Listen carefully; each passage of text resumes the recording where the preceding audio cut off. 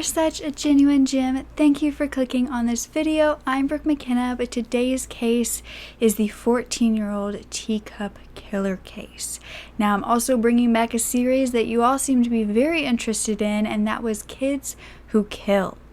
Now, this is a killer who harmed many, but many people, including his victims, saw him as an innocently adorable child. Thankfully, he was caught and cured. Or was he? By the way, I post so much content like this. It's my absolute passion to tell these stories, and I mean no harm or disrespect when I do so.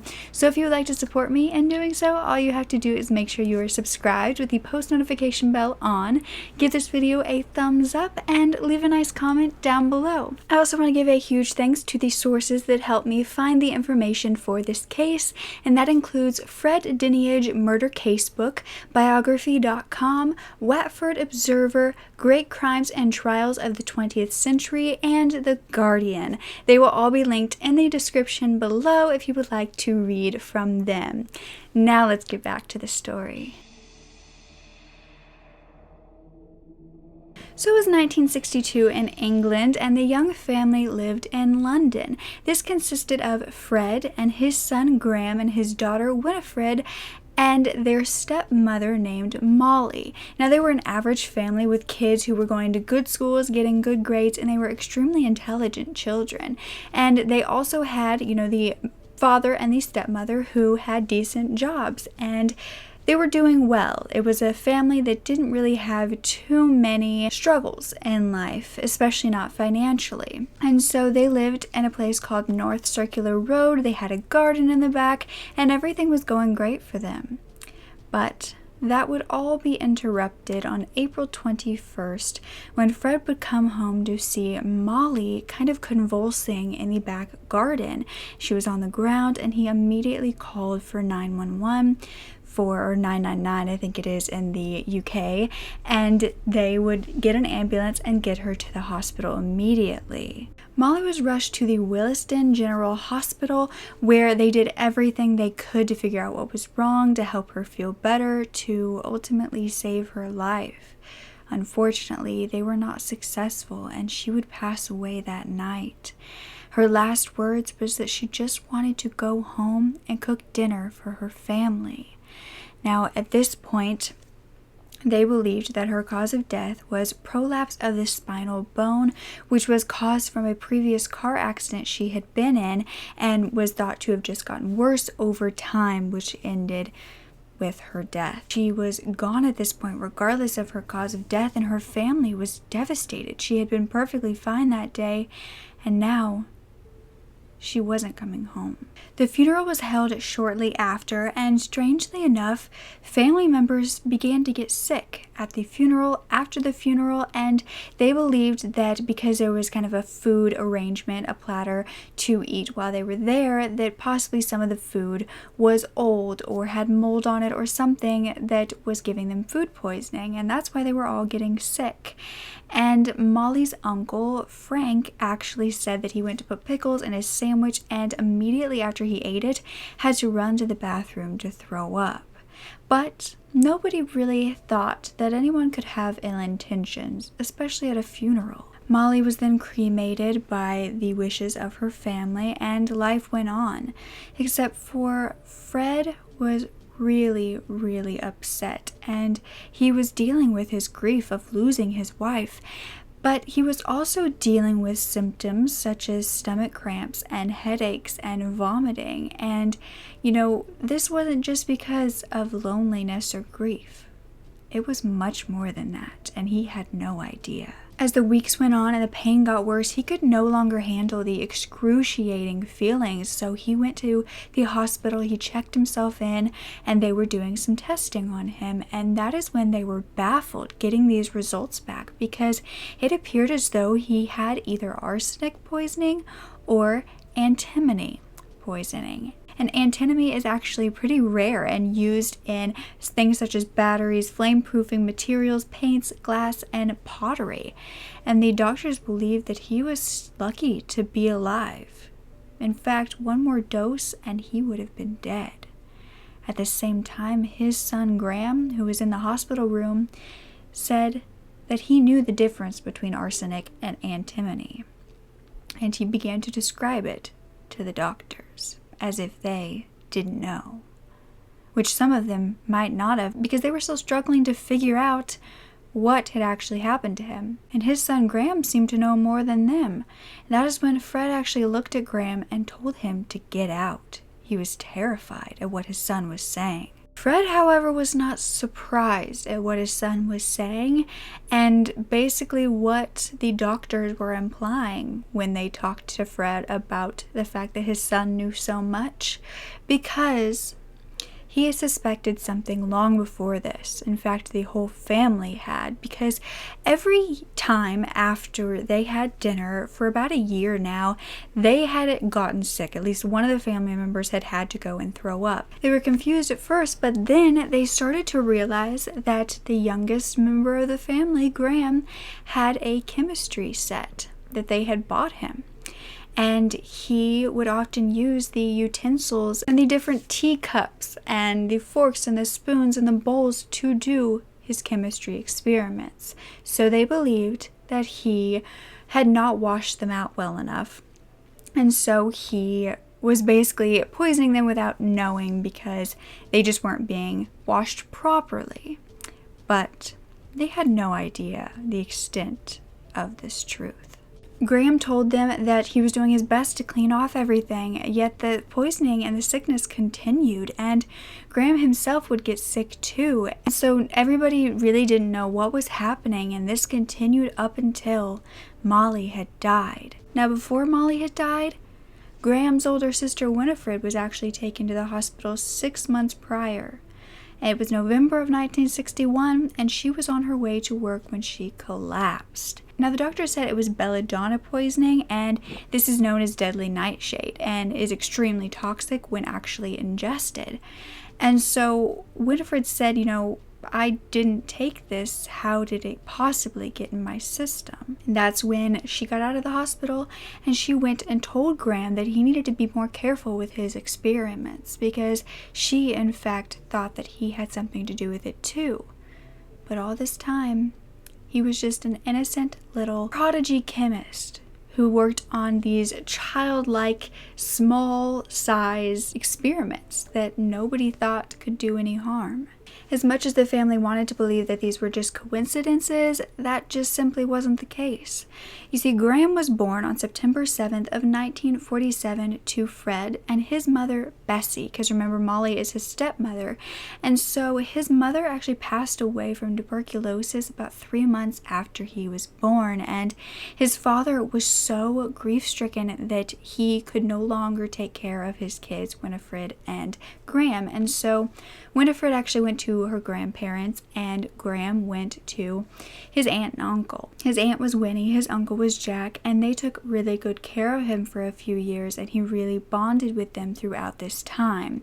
And for the next 2 years, this is where he stayed. However, this is when his father, Fred, would get remarried to Molly, and they decided that they could handle taking the kids back. So that's exactly what they did. They took them away from the homes that they had gotten used to, gotten attached to, and they raised them in their own home. It was said that this was really difficult for Graham, and that he was so attached to his aunt and uncle that this was such a shift for him, and it pulled him out of everything he knew as only, a toddler. And that his father, even though it was his biological father, he didn't really know him that well, and his father had to work all the time, so he still didn't get to attach as quickly as he wanted to. And so it was said that Graham had severe separation anxiety from his aunt and uncle, which is ultimately a form of an attachment disorder, and we've talked about the reactive attachment disorder, or RAD, a lot on my channel. But instead of being like RAD, where, you don't really want to attach to anybody and you refuse to get close or love whatsoever, it is actually the opposite. And the separation anxiety actually causes the child to become overly anxious when they are not near the caregiver that they feel the safest with. And it's not a normal clinginess that you can find in shy children. It's actually a complete reluctance to do anything when it's without this caregiver. They don't want to go to school or daycare if they know they have to be away from them. They can often have to sleep with them or right by their side, not want to sleep in their own bed. They can't even go in a different room even if they know the person is in the house still. Unfortunately, this can come from the absence of a caregiver at all at one point, or, being ripped away from the caregiver they have known for so many years. And it can also be brought on by an overwhelming amount of stress or chaos in a child's life where they feel the need to kind of cling on to this caregiver for safety. And if they are feeling that amount of safety or, their anxiety lessens with this person, they're going to want to be with them all the time so they never have to feel that fear again. So when Graham moved in with his stepmother and his father, he really didn't attach to them at all. He wanted his aunt, and growing older, this kind of went into all of his relationships. He didn't want to socialize with any of his peers, and so instead he did a lot of reading and learning, and he was interested in a lot of things that people considered strange. By 11 years old, his parents actually bought him a chemistry set because that was said to be one of the only things he showed interest in was, like chemistry, toxicology, forensic science, just all of the sort of sciences. He wanted to know more and was trying to figure out ways to read more books, go to the libraries.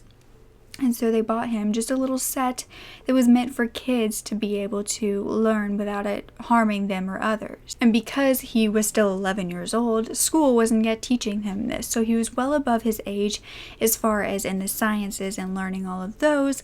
And he would spend hours doing this chemistry set, working on different concoctions. But the strange thing was these chemicals, these poisons that were being found in his family members were much stronger than any child's kit would provide. So how was Graham Young getting all those poisons? Well, since this was all that Graham focused on, by the age of 13, he was pretty much an expert, and he knew so much about toxicology that he could go to the local chemists and he could get them to believe that he was this 17-year-old who was needing poisons for study purposes.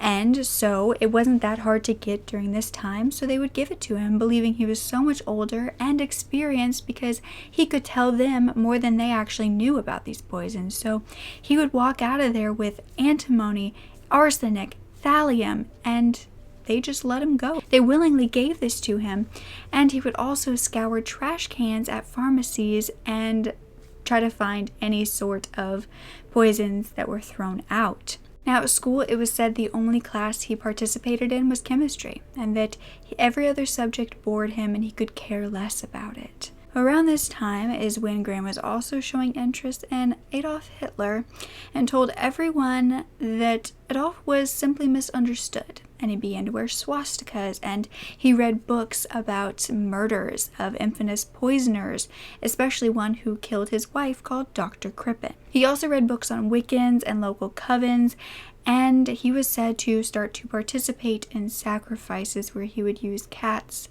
in the neighborhood to do so. I mean, there were many cats who were said to have gone missing during this time, and nobody ever knew why. Graham was also drawing pictures of death and gravestones and coffins, and his stepmother saw all this before she passed and thought it was really strange, but didn't know what else to do. And he was working so hard on science experiments and doing them all the time, and sometimes they would actually blow up in the family kitchen. But thankfully, there was someone who noticed this odd behavior, and that was Graham's chemistry teacher at the John Kelly High School for Boys. This was around the time that his stepmother Molly had passed, and his chemistry teacher had actually found poisons and books in his desk that he kept at school. And his teacher was so concerned by his behavior and what he had found that he actually called the police. And that is when they set up a time for a psychiatrist to come in and just to talk to Graham to see, what kind of headspace he was in, if they could find any incriminating evidence. So they dressed this psychologist up as a school counselor and they brought them in. At this point, they also found that a fellow student named Christopher Williams would have been one of Graham's victims. This was pretty much his only friend in school, and he was getting sick an awful lot. This was actually well before any of his family members were getting sick. Christopher would have painful cramps in his legs, in his chest, and he would also be throwing up uncontrollably to the point where he would have to miss a ton of school. And guess what he always did with Graham? Ate lunch. And so they believed that he had something to do with Christopher's sickness, although the doctors had said that it was just simply a severe migraine. When his friend, who he was poisoning, started to, of course, be out of school for longer and longer because the sickness was just coming back every time he went to school, that is when Graham moved on, or was thought to move on, to his family.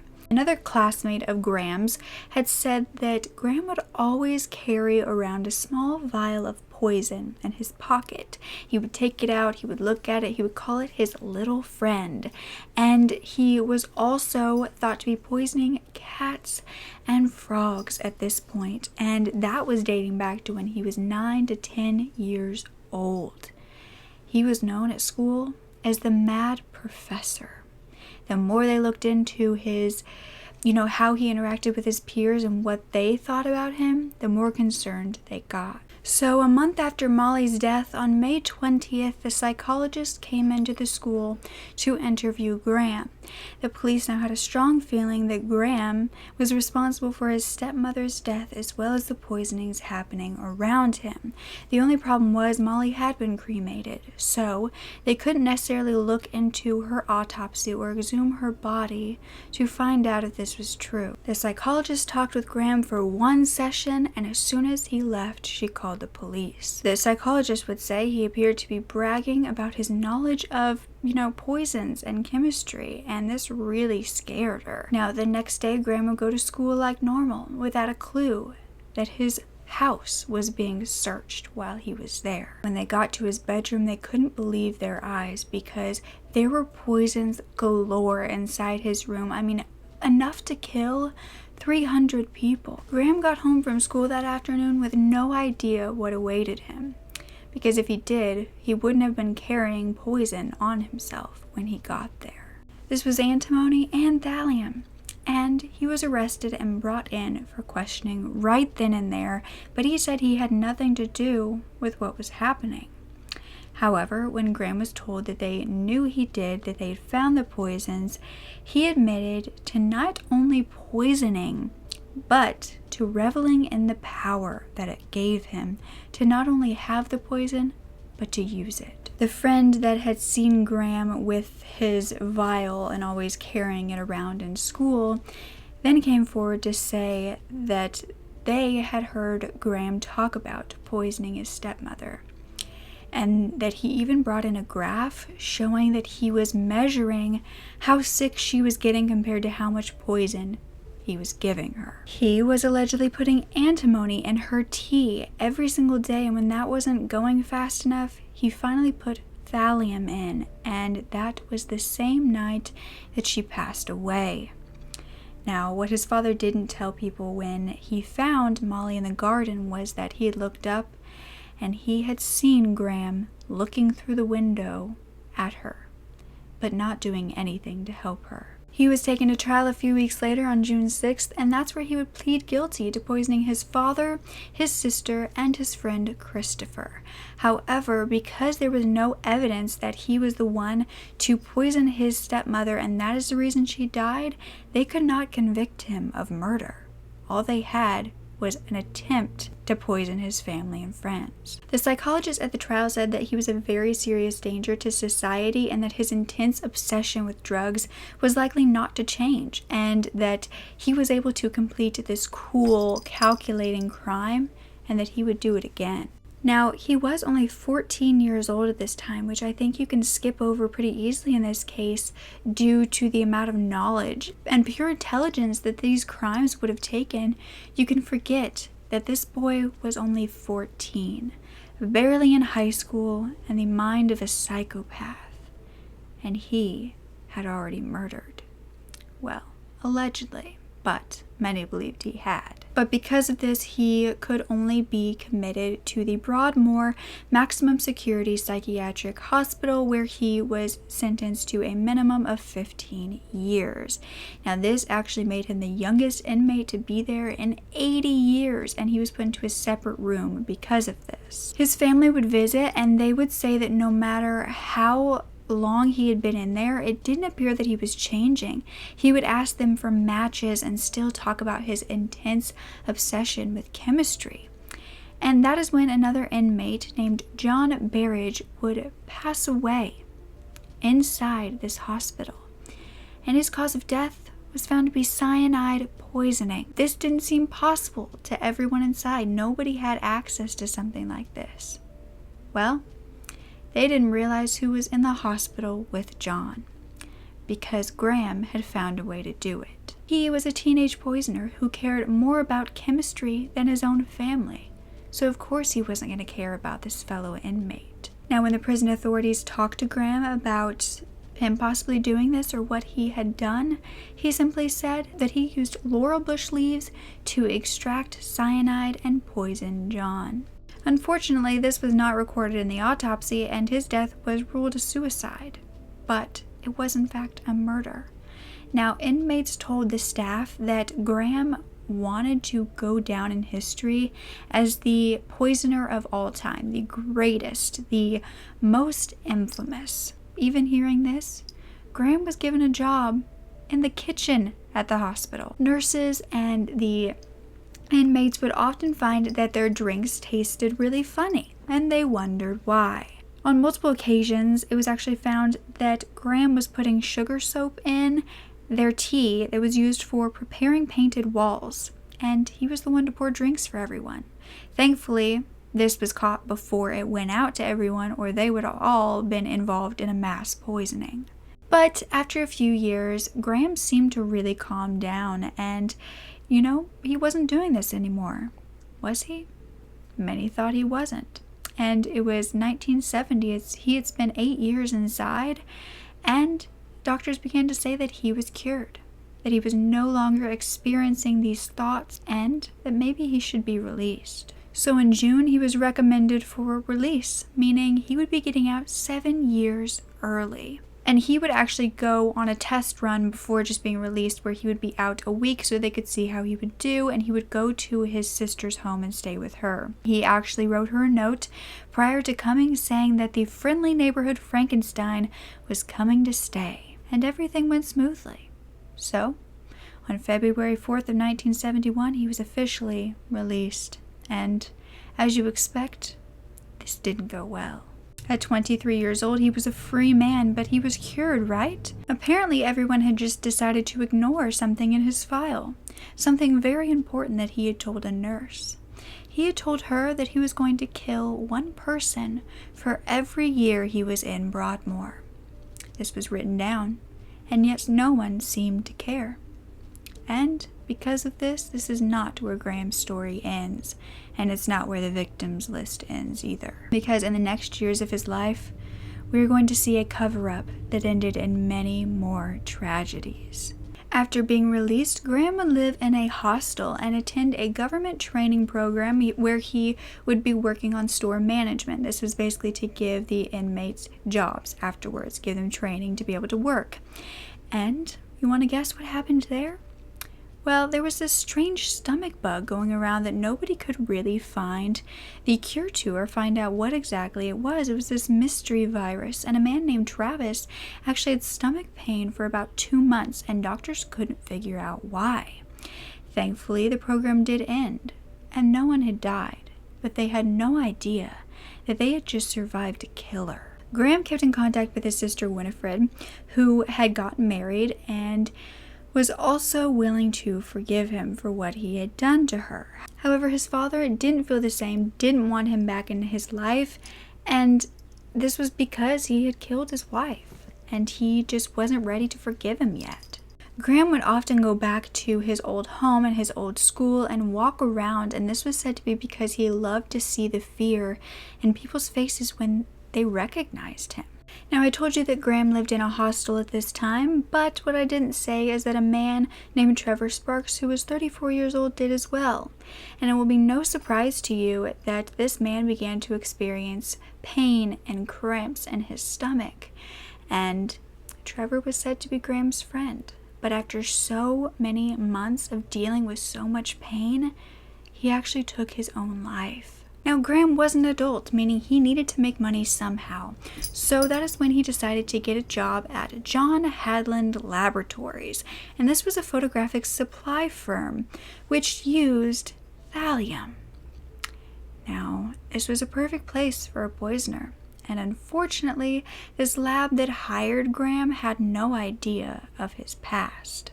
They knew that he was from a psychiatric hospital, but they didn't know the full truth.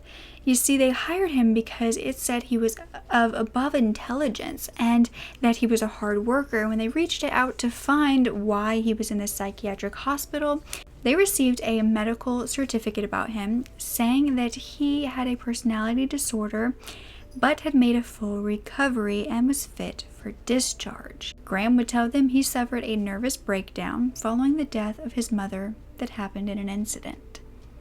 But obviously, he left out the part where he was the reason for the incident. This meant that they had no idea of what he had done to anyone or what he was capable of. So in June of 1971, one of his coworkers named Bob Eagle was 49 years old and the head store man, and he started experiencing diarrhea, nausea, numbness in his fingers, dizziness, hallucinations. His hair was falling out, and everyone thought it was this bug at first. That just some sickness was going around. In fact, there was actually a sickness that was actually going around at a local school called the Bovingdon bug, because this is where the school was, the lab was in Bovingdon. And so they just thought that, it would pass, it would have to make its rounds through all the people, and then it would kind of just vanish. And so he would take off time from work, he would get better, he would come back, and then he would get sick again, and he had no idea why. 8 days later, he would suddenly become paralyzed and died in the hospital, and they said his cause of death was due to pneumonia. But boy, were they wrong. 2 months after this, it was September, and another employee would get sick. This time it was 60-year-old Fred Biggs, and he would actually recover from his sickness and go back to work. And by this point, many people were starting to get suspicious that two workers had had such serious illnesses so close to one another, especially the ones who were getting sick themselves, because it wasn't just these two. They were just the most severe at this point. More people than ever were taking off time for sickness. Nearly 70 employees had these symptoms one time or another, and that is when a doctor named Dr. Anderson was brought in to analyze the health and safety of this building, of this company, and for the employees. The same month, another manager named Peter Buck would also get sick, and the next month, in October, Dave Tilson would get sick, and he actually lost feeling in his legs. And that is when Diana Smart and Ron Hewitt were also sick as well. Now, Graham was said to be a really good employee. He often kept to himself, but he actually did make some friends. And he even offered to make them tea every day, morning and night. And no one expected a thing because they thought it was such a selfless thing to want to do. Now, no one really suspected this, except for a man named Jethro Batt, who had talked to Graham a few months after this had started happening, and Graham was telling him that it was easy to poison someone and make it look like natural causes. He just threw this into a normal conversation, and that's when Jethro was drinking his tea and started to realize that it tasted really bitter, and he threw it out, and Graham joked around and said, "What, do you think I'm trying to poison you?" And they both laughed, but Jethro kind of did think this, especially when he too fell sick, and he was in so much pain that he actually told his wife that he wanted to die, and he was desperate enough to ask her for a gun. When he was discharged from the hospital, he had lost a ton of weight, he had lost a ton of hair, but he had survived, and he had fought through those feelings of wanting to take his life. However, Fred Biggs, who we talked about before, who had recovered, was now sick once again. When he was taken to the hospital for his usual symptoms, his skin began to peel off. Several different doctors looked at him, in fact there was like 7 of them, and couldn't figure it out, so they sent him to a hospital for nervous diseases. He would actually pass away there and nobody knew the cause. And now that 2 men who were working the same job had passed away, people were freaking out. And in reality, Fred didn't have this stomach bug. He had ingested 100 grams of thallium, when 1 gram is a deadly dose. Theories were going wild at this point, with employees trying to figure out what was happening. Some believed it could be water or radioactive contamination from the airfield nearby, but that was tested and everything came back normal. Then they began to believe this was some sort of plague or mysterious virus that was undetectable, incurable, and that they all were going to get it. Basically, they had no idea what to think or how to protect themselves. Dr. Anderson had established that it wasn't heavy metal contamination either, so what was it? Well, they were having a meeting talking about it, and that's when Graham spoke up. He asked if the symptoms could possibly be consistent with thallium poisoning. And Dr. Anderson talked with him about it and then immediately went to management, who went to the police. Police were obviously called to find out if he had anything to do with it, and around this time, doctors had realized that these 2 men had died from thallium poisoning. The police had also looked into Graham's past and found that Mr. Young was a serial poisoner. At the age of 24, Graham would be arrested for double murder. They searched his home and his family's home that he often stayed at and found thallium, as well as a diary which would explain so much. This would give them more information than they were ready for. That he gave detailed accounts of what he had done and different, dosages he was giving compared to what the victims were acting like, or his patients is what he believed that they were. And his walls were covered in pictures of Hitler. Graham was completely ready to talk in custody, and in fact he confessed. However, he would not sign a written statement. Yes, he got the poisons when he was little and they were harder to get, but now he had a background saying what he was, what he had done, so how was he still getting poisons to that day? Well, it was said that he disguised himself as a medical researcher and forged the paperwork. Like I said, Bob Eagle's body was exhumed and they found that it was thallium poisoning, and this was actually the first time in British legal history that evidence was taken from cremated ashes. Fred Biggs was also exhumed, the same thing was found, and this was actually baffling to everyone because this was the first recorded deliberate poisoning using thallium, which is why it was so hard to trace that this was the cause of death. As far as the murder of his stepmother, well, investigators were told that Graham had often gone to libraries back then and had researched about poisons, which is something that we knew. And this kind of further confirmed to them that this was possibly something he had done to his stepmother, something we all knew from the very beginning. However, for them, this was the first time that they were hearing about this adult's past. They had no idea what he had done as a child. During interviews, the way he spoke about his crimes would send shivers up anyone's spines. I mean, he would say, "I had ceased to see them as people. They became guinea pigs." In his diary, he wrote about how each poison affected each man, that he almost felt ashamed that he harmed his good friend Jethro. But on the other hand, he was also annoyed that Fred was taking so long to die. The trial was June 19th of 1972, and he was being charged with 2 counts of murder, 2 counts of administering poison, and 2 counts of attempted murder.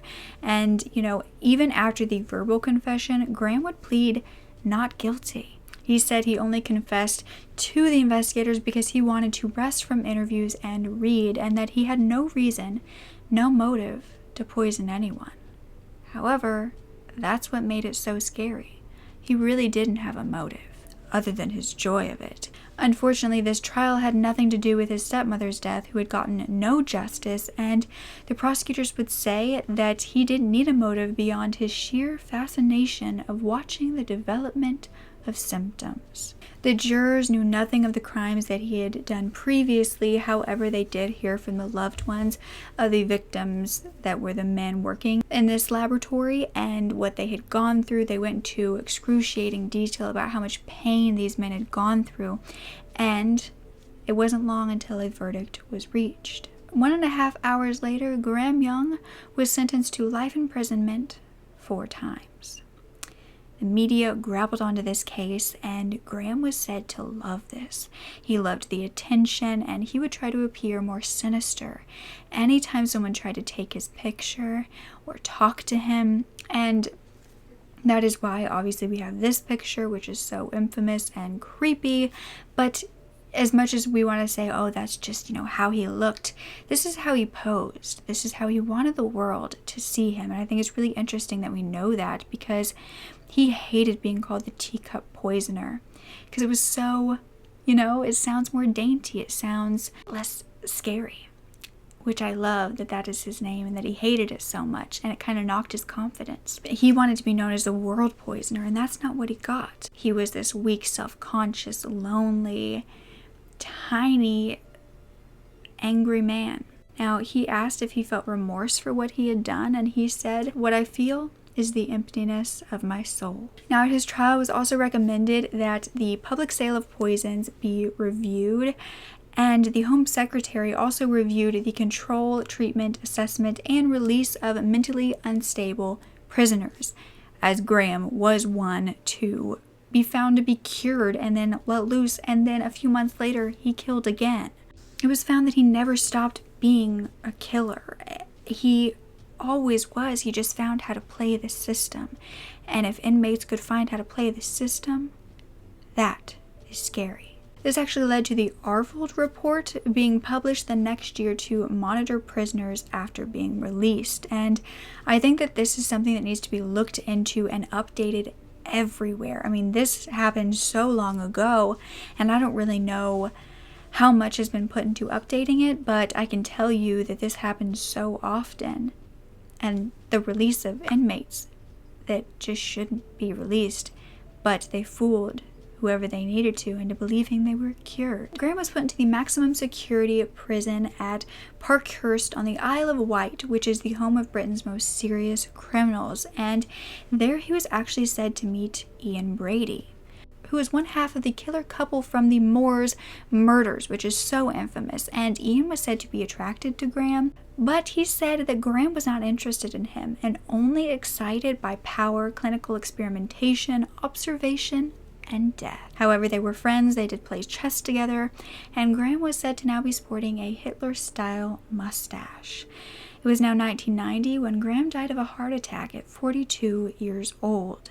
Now, there is a rumor that fellow inmates poisoned him, or perhaps he finally decided to poison himself. I wonder if any of the inmates with him were ever poisoned as well. Unfortunately, a movie about Graham came out in 1995, and 10 years later, a 16-year-old girl in Japan watched it and found Graham Young inspirational, just as he had with Dr. Crippen. And allegedly, she was a Japanese schoolgirl who poisoned her 47-year-old mother's food with thallium. Her mother got a rash on her arms and her legs and eventually went into a coma. Now, her daughter didn't grieve, only wrote messages about it on her blog, as Graham had done in his diary. Now, this girl was arrested, but not before slipping into the hospital with her mother and trying to poison her tea while taking photos of her unconscious. This girl also poisoned herself to try to cover up the fact that she had done it. However, her brother said he strongly believed that his sister was responsible, and she was arrested. She was said to get the drugs from a pharmacy for a school chemistry project and said that the pharmacist didn't know how much of a powerful drug it was when he gave it to her. Now, this girl was known to be a hardworking student with a bright future as a chemist before this, and then they went to her room and they found that she had a severed head of a cat in her room. and she had written on her blog, "To kill a living creature, the moment of sticking a knife into something, the little sigh, I find it comforting." She was also said to be extremely manipulative, writing, "I got sympathy from my teacher when I tearfully talked about my mother. I guess people are more gullible than I imagined." Now, I think that that's something that a lot of adults fail to understand, that they can be manipulated by children too, and children may seem adorably sweet, but can have the ability to make you believe that they are a kind-hearted soul when they have a severed head of a cat in their bedroom. Now, that's the last thing I could find about her case. She wasn't named because she was too young, and I don't know whatever happened to her mother. I hope she survived. I'd love to hear what you all think, and if you want more Kids Who Kill series videos, then make sure to give this a thumbs up and let me know down below, especially if you have any recommendations. I'd love to hear them below. And yeah, don't ever forget to speak up. Your voice is powerful enough, and I love you to absolute pieces. Okay, bye!